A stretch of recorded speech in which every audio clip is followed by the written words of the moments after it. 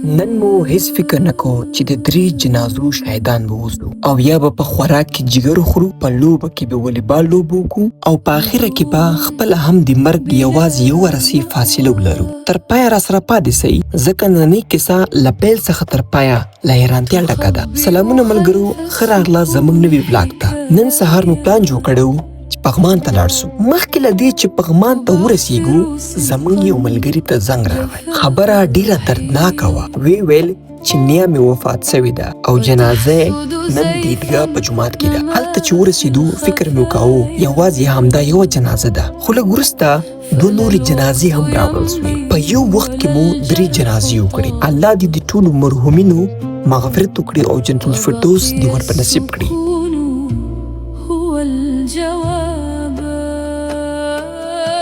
په لاره کې داسې ښکلې منظرې وې چې سترګې نه ترې ایسته کېدې. شنې ونې، یخه هوا او د غرونو ښکلا.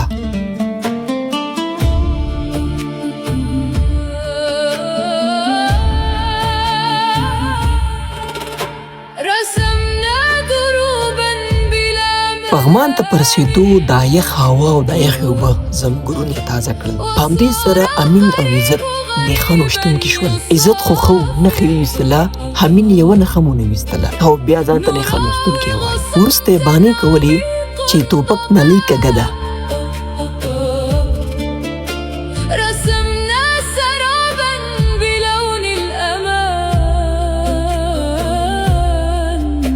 جیګر پخول یې شروع کړه. والله داسې خوندور جیګر یې تیار کړی و چې هر چا ویل امینه دا هنر دې له کومه زده کړی. ډوډۍ مو په خوند وخوړه او له هغې وروسته مو د والیبال سیالۍ شروع کړله.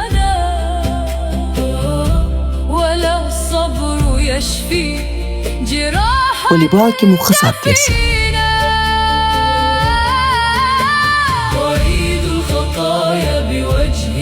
وروسته زه او فردین د غره په سر ته وختلو. هلته مو داسې خلک ولیدل چې د غره له سر نه په یوه رسۍ ځانونه راخوشي کول. که چېرته د زړه نه کمزوري خلک دغه صحنې لیدلې وې نو زړه یې لړزېده. هماغه وخت مې له ځان سره وویل که خدای مکړه دا رسۍ پرې شوه نو نن به د 3 جنازو تر څنګ یو بله جنازه مو کړو. نو احتیاط وکړئ، چکر ته په میلو کې له دغسې ځایونو څخه ډډه وکړئ. بیرته ښکته راکوز شو، د حوض په طرف لاړو. هلته مو لږ استراحت وکړه. د مازدیګر لمر ورو ورو لوېدو په حال کې وو او موږ هم د کور په طرف حرکت وکړه. نن ورځ څخه مو یو څه درس زده کړه. ژوند ډېر لنډ دی.